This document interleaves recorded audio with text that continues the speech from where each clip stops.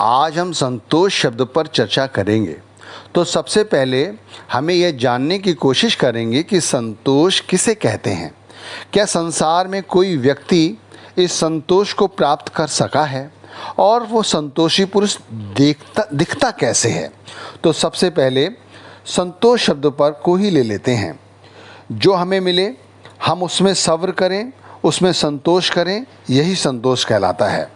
जब हमें कोई यत्न या पुरुषार्थ करने पर भी किसी फल की प्राप्ति ना हो या बहुत कम प्राप्ति हो, तो ऐसी अवस्था में हमारे हृदय की स्थिति स्थिर रहे और हमारा मन दुखी ना हो, तो यह संतोष कहलाता है। इसे और एक सरल शब्दों में इस तरह भी समझ सकते हैं कि जब चारों ओर से हमें दुख आ घेरें, हमें कोई आदर या मान ना देता हो, हर कोई व्यक्ति हमारा अपमान करता हो, हमारी सब ओर से हार ही हार हो, अगर ऐसी अवस्था में हमारा मन अडोल रहे, स्थिर बुद्धि का रहे और दूसरों और तो ये भी संतोष कहलाता है। जब दूसरों को हम मान प्राप्त करते देख, दिन दूनी रात चौगनी तरक्की करते देख, उन्नति करते देख भी हमारे मन में उनकी तरह बनने की लालसा न उठे और ना ही हमारा चित्त उदास हो, अपनी थोड़ी सी कमाई में भी हम खुशी रहें, यही संतोष की निशानी है। यहाँ पर यह समझ लेना गलत है कि संतोष का अर्थ आलस्य है, सुस्ती है। हमने एक बात और देखी है कि बहुत से व्यक्ति ऊपर से संतोषी होने का दिखावा करते हैं और उनके अंदर हमेशा तृष्णा की आग, संसार की आग समाई रहती है। वो हमेशा आशा और तृष्णा की आग में ही जले रहते हैं और दुनिया को धोखा देते हैं। वो दुनिया को नहीं बल्कि अपने आप को धोखा देते हैं, इसलिए सारी उम्र वे लोग दुखी ही रहते हैं। दूसरी ओर संतोष रखने वाला व्यक्ति कभी भी पराये धन को हाथ नहीं लगाता। वह उसको मिट्टी ही नहीं बल्कि विष के समान समझता है और गुरु के वचन को खुशी खुशी स्वीकार करता है।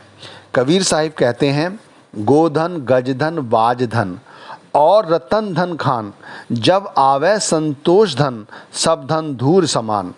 आप कहते हैं संपत्ति, माल, धन, हाथी, घोड़े, हीरे जवाहरात और उनकी खान, ये सब बड़ी चीज़ें हैं, पर संतोष के आने पर ये सब धूल यानी मिट्टी के समान प्रतीत होती हैं।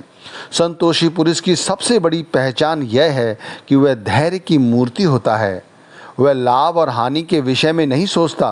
वह मान, प्रतिष्ठा और सामर्थ्य रखते हुए भी लोगों के अपराधों को क्षमा करता रहता है। वह सामंजस्य की स्थिति अपनाता है। वह संतुलन के मार्ग को अपनाता है। वह न ज़्यादा बोलता है और न ज़्यादा चुप रहता है, न ज़्यादा खाता है न कम खाता है। वो दिन और रात्रि को विशेष स्थान देता है और अपनी इंद्रियों को अपने अंदर समेटे रहता है, जिस प्रकार कछुआ अपने अंदर सारे अंगों को समेट लेता है। इसी तरह वह उठते और बैठते हुए भी मर्यादा का पालन करता है। संसार में लोगों को तरक्की करते देख और मान बढ़ाई पाते देख वह दिल से खुश होता है और अपनी नीयत साफ रखता है।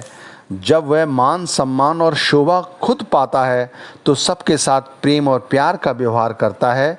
वह इन सब चीज़ों का अहंकार नहीं करता।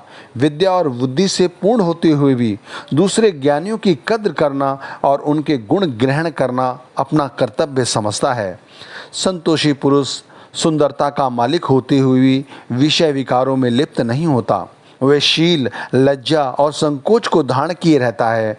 ऐसे संतोषी पुरुष में सब बरकतें अपने आप ही आ जाती हैं। संतोषी पुरुष अपनी स्त्री से संतुष्ट रहता है। अपने से बड़ी महिला को माता, छोटी को पुत्री और बराबर की को बहन मानता है।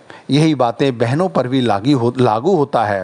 वह अपने परिवार से संतुष्ट होता है, ये नहीं कि दूसरे के बच्चों को अच्छा और अपने बच्चों को गलत कहता है, अपने परिवार को गलत कहता है। वो अपने परिवार को भी प्यार करता है और दूसरे संसारी लोगों को भी उतना ही प्यार करता है। संतोषी व्यक्ति हक हलाल की कमाई करता है और उसी धन से अपना जीवन निर्वाह करता है। अपनी रूखी सूखी को उत्तम पकवान समझकर खाता है और ठंडे पानी को अमृत के समान पीता है। पराई चिकनी चुपड़ी को देखकर उसका जी नहीं तरसता। शेख फरीद जी तो यहाँ तक कहते हैं, रूखी सूखी खाए के ठंडा पानी पी, फरीदा देख पराई चोपड़ी ना तरसावे जी। अब दूसरी ओर बेईमानी या दूसरों का खून निचोड़कर कमाए गए धन से संतोष कहाँ? धर्मपूर्ण कार्यों से कमाया हुआ धन ही सुख और शांति, सब्र और संतोष प्रदान करता है। गलत ढंगों से कमाया हुआ धन दिनों दिन हमारे अंदर लोभ और तृष्णा की आग को बढ़ाता है। पाप और अत्याचार से कमाया हुआ धन दुखदायक सिद्ध होता है। पहले तो उसका असर काम में लेने वाले लोगों पर पड़ता है, जिससे उसके मन को स्थिरता प्राप्त नहीं होती। उसके अंदर वैसे ही विचार उठते हैं और फिर समय पाकर वह धन भी नष्ट हो जाता है, बल्कि पहले के धन को भी वे ले डूबता है। बुरे साधनों से कमाया हुआ धन बुरे कामों में ही लग जाता है और धन पूर्वक कमाया हुआ धन यहाँ इस लोक में भी सुखदायक होता है और परलोक में भी सहायक सिद्ध होता है। दुनिया में अगर कोई धर्म पूर्वक कार्य करते हुए भी गरीब है और परमात्मा ने उसे संतोष बख्शा है, तो वह उस गरीब होते हुए भी उस धनी से बहुत अच्छा है, क्योंकि वह संतोष धारण कर रखा है। भगवान श्री राम ने नवदा भक्ति के माध्यम से संतोष को लेकर एक भक्ति बताई है। उन्होंने सबरी माता से कहा था कि जथा लाभ तामै संतोषा, सपने नहीं देखें पर दोषा। यह 8वीं भक्ति है। आप कहते हैं जो कुछ मिल जाए उसी में संतोष करना और स्वप्न में भी पराये व्यक्तियों में दोष ना देखना भी एक उच्च कोटि की भक्ति है। अंत में इसी तरह हम बहुत कुछ कह सकते हैं। कबीर साहिब ने भी यही वचन दोहराए हैं कि संतोषी मनुष्य के वचन हमेशा कोमल होते हैं। उनके दर्शन और संपर्क में आत्मा में सुख चैन उत्पन्न होता है। धन्य है वे लोग जिनको ऐसे पुरुषों के दर्शन नसीब हैं। साध संतोषी सर्वदा, निर्मल जाके वैन, ताके दर्शन परस्ते, जीव उपजय सुख चैन। हमने देखा है संतोष जब आता है तो व्यक्ति का व्यक्तित्व और निखर जाता है। वह स्वार्थ की जगह परमार्थ के लिए सोच विचार करता है। वो जो भी कर्म करता है उसके लिए होने वाले लाभ और हानि की परवाह किए बिना वह यह ज़रूर ध्यान रखता है कि इससे किसी को कोई नुकसान ना पहुँचे। परमार्थ का ये सिद्धांत सबके लिए समान है, फिर वह चाहे किसी धर्म या किसी जाति या किसी मज़हब का क्यों ना हो। मनुष्य का जन्म सबसे उत्तम है। इसमें हमें विवेक से काम लेना है। हमें यह विचार करना है कि हमने परलोक के लिए क्या कमाना है, परमात्मा की खुशी प्राप्त कैसी करनी है। परमात्मा ने हमें ये जो जीवन दिया है वो किस लिए दिया है? वो उसने अपनी खुशी प्राप्त करने के लिए दिया है। परमात्मा के दरबार में यह नहीं देखा जाता कि तुम कौन हो, किस जाति के हो, किस रंग के हो, तुम गोरे हो, काले हो, कितने पढ़े लिखे हो, कितने धनवान हो, किस उच्च कुल से संबंध रखते हो। परमात्मा तो केवल ये देखता है कि तुमने अपने साथ और दूसरों के साथ क्या व्यवहार किया है, कितनी आत्माओं को तकलीफ़ पहुंचाई है, अपने लोभ और लालच के चक्कर में पड़े रहकर कितनी जिंदगियां तबाह की हैं। अधर्म पूर्वक किया गया कार्य शुरू से ही और अंत तक दुख ही दुख देता है।